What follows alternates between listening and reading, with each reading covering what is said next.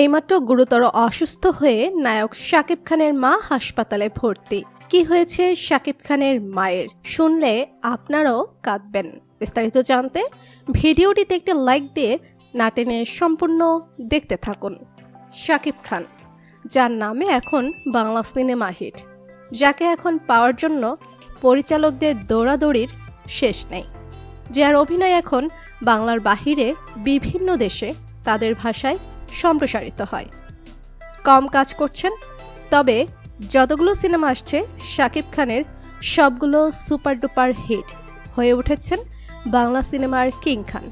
রাজকুমার, দরদ, তুফান, বরবাদ আরও বেশ কিছু সিনেমা ইতিমধ্যে বাংলা সিনেমার সর্বোচ্চ ইনকামের রেকর্ড ভেঙে দিয়েছে। এবার ঈদে আসছে তাণ্ডব। আশা করা যাচ্ছে ইতিহাসের সকল রেকর্ড ভেঙে দিবে এই সিনেমা। শাকিব খান বাস্তব জীবনে তার পরিবারকে অসম্ভব ভালোবাসেন, বিশেষ করে তার বাবা মাকে। তাদের জন্য শাকিব সবকিছু করতে পারে, তাদের সুখের কোনো কমতি রাখেনি শাকিব। বিলাসবহুল বাড়িতে থাকেন তাদের নিয়েই, তাদের সেবায় সবসময় বাড়িতে আছে কয়েকজন কর্মী। দুঃখের বিষয়, হঠাৎ বাংলা চলচ্চিত্রের রাজপুত্র সুপারস্টার শাকিব খানের পরিবারে নেমে এসেছে এক অশান্তির ছায়া।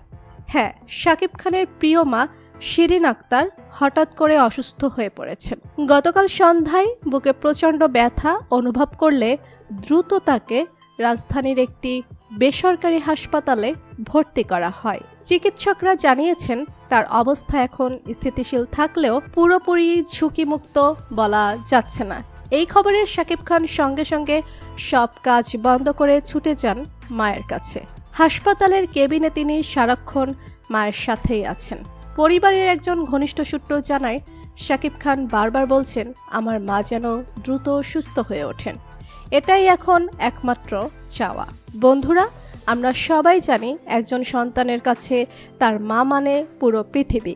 আজ শাকিব খানের হৃদয়ে চলছে এক অস্থির যুদ্ধ। তিনি শুধু চাইছেন তার মা আবার আগের মতো সুস্থ হয়ে উঠুন, হাসুন, বাঁচুন। আমরা সবাই চাই শাকিব খানের মা সুস্থ হয়ে পরিবারের মাঝে ফিরে আসুক। ইতিমধ্যে শাকিব খান তার সকল কাজকর্ম অফ করে তার মায়ের পাশেই আছেন। মা পাগল ছেলে শাকিব খানও তার পরিবার যেন এই দুঃসময়ে শক্তি পান। তা বন্ধুরা, শাকিব খানের অভিনয় আপনাদের কেমন লাগে? শাকিব খানের মা সুস্থ হয়ে পরিবারের মাঝে ফিরে আসুক কারা কারা চান? কমেন্ট করুন আপনাদের মতামত। এই ধরনের আরও আপডেট পেতে আমাদের চ্যানেলটি সাবস্ক্রাইব করুন আর ভিডিওটি শেয়ার করে অন্যদেরও জানিয়ে দিন। ধন্যবাদ।